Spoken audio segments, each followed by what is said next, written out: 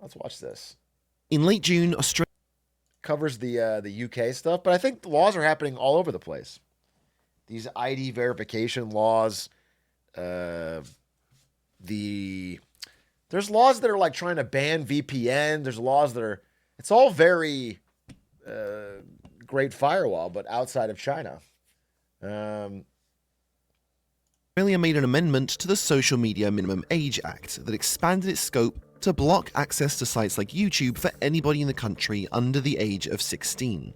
This was in addition to bans already in place for more traditional social media sites like Instagram, TikTok, Facebook, and Reddit. Wait, those are actually in place? Do we have any Australians here? Can you confirm? We did a video on this, but I thought it didn't actually go through. They're not. Okay. Not here yet. Guess what I thought? They take place in December. Okay. Yeah. Yeah, I did a video on this because I thought it was interesting. And I even was sympathetic to the cause. Like, I actually think, you know, an under 16 ban on some social media might not be that crazy, bro. It might not be that crazy. It might not be that crazy. People's brains are getting cooked.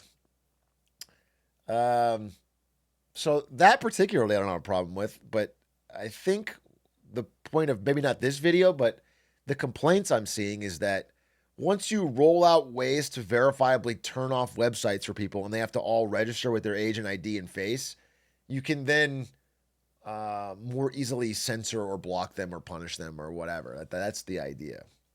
From then, over the course of just 30 days, a wave of governments and tech platforms have started following the old penal colony's lead. Here in the UK, the government introduced new laws requiring robust age verification checks for residents wanting to access materials that would, make Jesus sad. The EU began trials of age check systems for social media, and in America, several states have started rolling out age verification requirements, all under the guise of limiting minors' access to harmful social media and smut. Now, if there's one thing we all know about tech companies, it's that they can lobby against pretty much anything they don't like. But on this particular issue, they're actually pushing for these regulations harder than the governments. Interesting. Starting in about a week from when this video is posted, YouTube will be introducing an AI system to guesstimate your age based on your watch patterns and activity. So if it sees all the mindless slop you've been consuming, That's actually so funny. So many man children are cooked. Oh no. Yeah, you gotta, dude, it's gonna be so funny. Children have to stomach like an hour of golf highlights just to reset their algorithm. They're gonna have to watch fucking Roblox brain slop for an hour and then stick in a fucking golf tournament. Just put it on while they sleep. Yeah, exactly. That's really funny. 4-hour World War I documentary. Put that on while you sleep and you get at least a month of free brain rot. and determines you're under 16, it's going to restrict access to certain videos, change your advertising selection, and limit comments and uploads. They'll be joining other platforms like Discord, Spotify, and Meta, which have already started rolling out similar systems behind the scenes. Now, of course, there is one simple fix to get around all of these new limitations. All you need to do is hand over your identification. Texas Governor Greg Abbott signed a new law that will force Apple and Google to verify users' ages. We want them to have real experiences with real people. Verifying your age keeps a child safe. It's about how dangerous social media is for our children. The time to act is now. We must protect our children so that we can protect their future. Yeah, I always get a little spooked out when someone who looks like this says we have to protect the children. I'll just be honest with you. When one with a cross necklace tells me that we got to protect our children, I always feel like there's going to be some bad laws coming. It's tough. It's tough. I truly wish there was like a magic button I could press and it just made people under 16 not able to get completely mind fucked by social media. But I also know that governments could abuse this power. It's a tough call.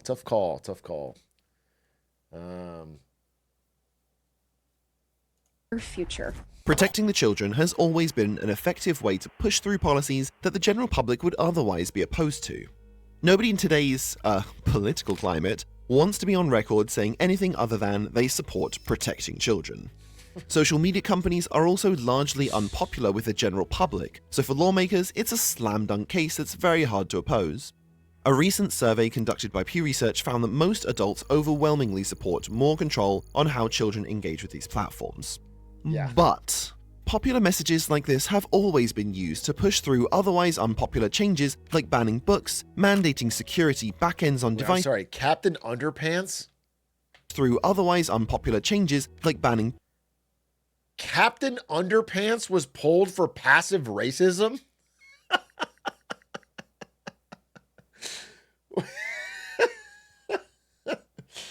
What was racist about Captain Underpants?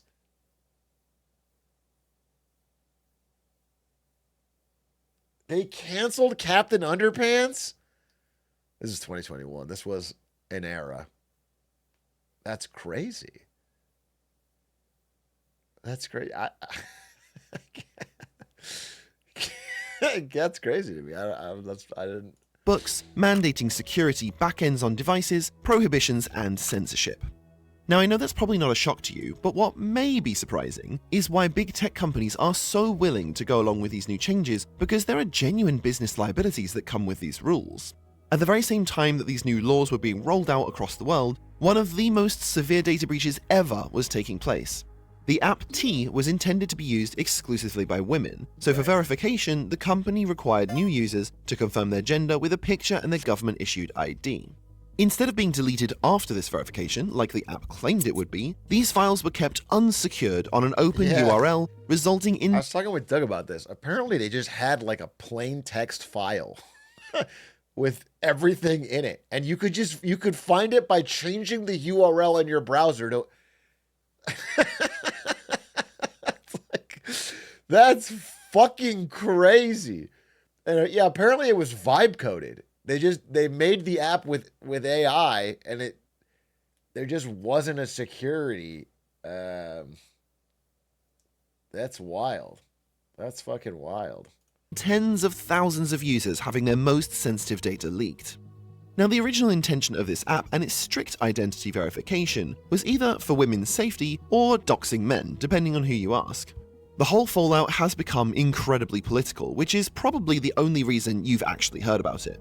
Similar breaches are becoming more and more common all the time. Allianz Life Insurance lost the data of 1.4 million of their customers, and companies like Google, Apple, and Telegram lost 16 billion login details.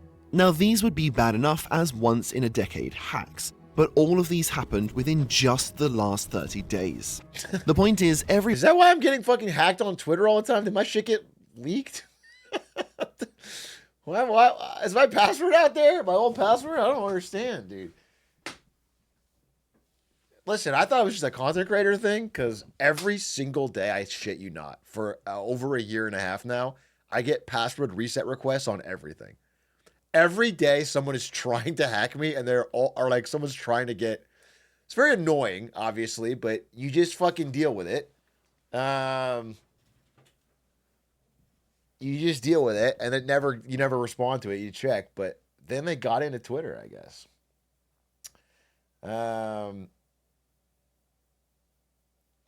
Check this. HaveIBeenPwned.com.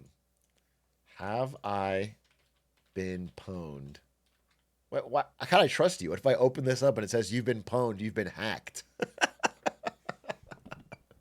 What if I click this fucking link and it starts fucking mining crypto on my computer?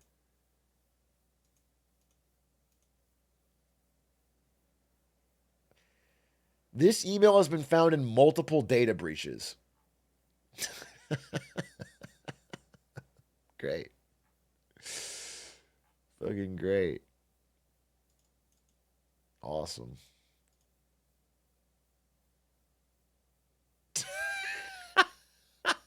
Dude, I put it in a different email.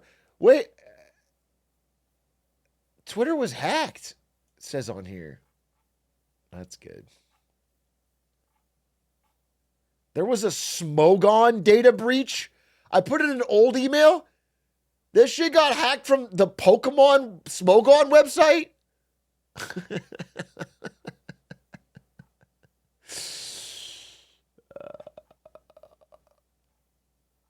The fucking Gary's Mod Face Punch Studio got hacked. Team Solo Mid website got hacked. Tumblr got hacked. Last FM got hacked. Chegg. Dude, I put in my oldest email and it's like, yeah, this got revealed in a Chegg data breach back when I was fucking trying to cheat in school. That's great. That's great. Good. My info was stolen from Club Penguin. You'd think the hackers would have a fucking ounce of honor. Do you know what I'm saying? Hack the IRS, sure. Hack banks, sure. But hack Club Penguin? Isn't that considered to be sacred ground? Isn't that where a lot of hackers came up? It's just too far, dude. It's a fucking...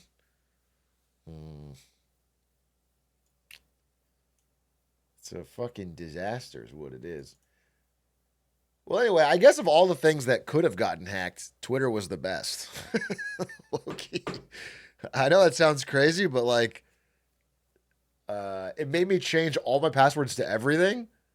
And, you know, if it had been like something else, you know, a bank or something, it could have been way worse. So, and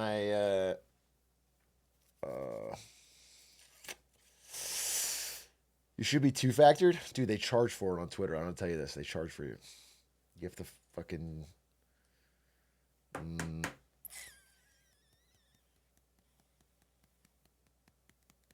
My bank is such a good password, I don't even know it. That's not that good, then. You should know it. All right, well, where were we in this? Website that's holding onto your personal details is a big risk for you and a big risk for them. So for businesses to be embracing this so wholeheartedly, there needs to be some upside. Now you might just think that if they get your ID, that's simply more data they can use to optimize content recommendations and advertising towards you, but it's not quite that simple. If you use their services frequently enough, even average tech companies can find out more about you than anything they're going to get off your driver's license or passport. Sure. The reason why suggestions served to you through platforms such as Google AdSense, Amazon, or Meta Ads seem so targeted is because even without logging into a dedicated profile, they can track thousands of variables to build up a pretty good idea of... My chat told me it's because they have a microphone on my phone that's always listening, and then there literally goes to Jeff Bezos' desk, and he listens in, and he goes, wait a minute, I think he's talking about Oreos. And then he tells his fucking guy to go send me ads for Oreos. Is that what you did when you worked at Amazon? Yeah, that was my full-time job. Sometimes it's assistant. Yeah, I know. Sometimes I did it for Jeff. Jeff would be like, hey, I'm going to be on the yacht today, Brandon. Can you just listen to the phone calls of 300 million Americans? who you are and what you're into. They don't need your ID to sell ads to you. The real motivation is that companies like Amazon, Google, and Apple are already investing heavily into what they're calling digital credentials. About 11 months ago, Google quietly launched the Digital Credentials API to developers, which, in their own words, allows websites to selectively request verifiable information about the user through digital credentials such as a driver's license or a national identification card stored on a digital wallet. The idea is that instead of handing out your identity to hundreds of different sites individually as new laws start requiring it, you just thoroughly verify your ID with a company like Google, and then they verify you on your behalf to all these other sites. Now, before we get into issues with this system, logging in with your government ID, Google and hell to Pornhub. verify you on your behalf to all these other sites. Now, before we get into issues with this system, and believe me, there are issues, it's important to understand how this is going to be solved. The benefit to you is that you only need to stand up and take a selfie holding up your license and some number of fingers once, instead of dozens of times for every site that starts requiring your ID. It also does generally cut down on the risk that your identity will be stolen through a hack because it limits how many different places are holding your actual credentials. And for what it's worth, a company like Google is more likely to keep that data secured properly over some of the more sketchy digital domains you're probably thinking of trekking into. And that's Smogon. actually the point. Every data breach that makes headlines is a way to market these new services as a safer alternative. In a way, what Google is hoping to become is like a PayPal for your identity. Instead of handing out your sensitive details everywhere, I mean, this already exists. I feel like half people in the chat already do this. I do this. I log into almost every place with Google because it already has autofill on my stuff. You know, if you're like signing up for an account, I don't make a new username and password. I just sign in with Google.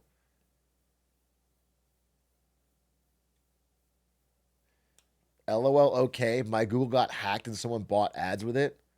Someone hacked your Google to buy ads? For what? For their fucking...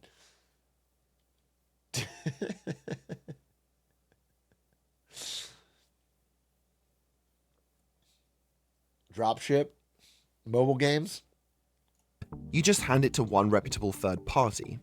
Now, the business potential of such a system, if it were to be widely adopted, is massive.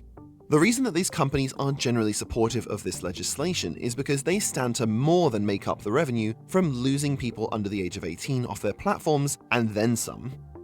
It wouldn't give a company like Google anything they don't already know about you, but what it would do is allow them to serve you an ad like, "Congratulations, you're already pre-approved for this credit card or this buy now, pay later service." They do this anyway. Web pages using the Login with Google feature could automatically remove things like credit checks or personal information entry, which stands as a barrier between you and them completing a sale. It would also make it really hard for sites offering services like gambling to not work with Google, because if people get used to using their inbuilt ID verification, they're instinctively going to go where it's offered, and be skeptical of sites that want to do things the old-fashioned way. This would make their advertising business far more lucrative in certain fields like financial services, gaming, and pharmaceuticals. It would also potentially Gaming? open up a new revenue source for them, as gamers? online businesses would need to pay a fee to them for their identification services, the same way that PayPal takes a commission on transaction processing. Well, that's not cool. The problem for Google and other companies trying to No, if they have to pay a fee to it, then either don't do it at all, or it has to be like a government agency, really. You would need to have some sort of like ID, digital ID.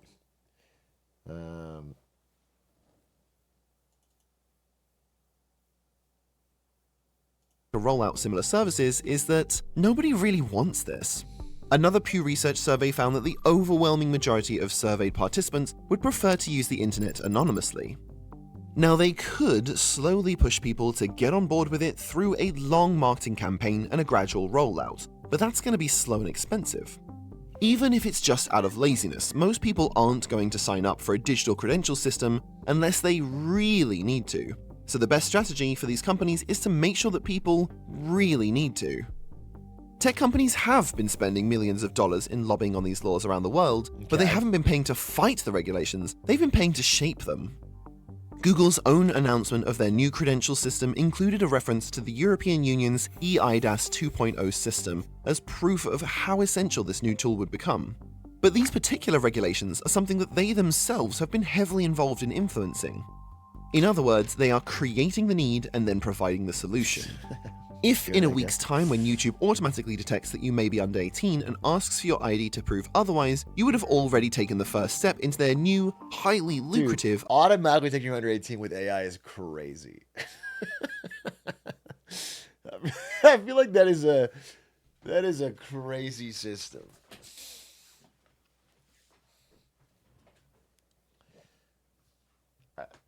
So stupid, every kid will find a workaround. Well, I think the workaround will be just to sign up. Like, just to get in their system, and then they've got you. Put on a fake beard. ID ecosystem. Now, there are absolutely other motivations for pushing through these rules from different parties as well. Governments will have more oversight over their people's online activities, e-commerce businesses will have a smoother sales process, and I'm sure some people out there genuinely do care about the children. But to make sense of unpopular decisions, generally the best place to start looking is with who stands to make the most money. Okay, yeah, good point. Now, this feels like it would have been a great time to segue to some kind of VPN or data broker to delete me. But instead of that, I'm just going to shamelessly plug my own channel instead. After last week's video got so much attention, we're incredibly close to 100,000 subscribers. So if you enjoy the occasional expose mixed in with lots of videos about ships and microeconomics. Good luck, Micro. WWW. Yeah, it was a good video. Interesting. I mean, it's a tough one for me. I actually don't know where I stand. I don't know fully where I stand yet.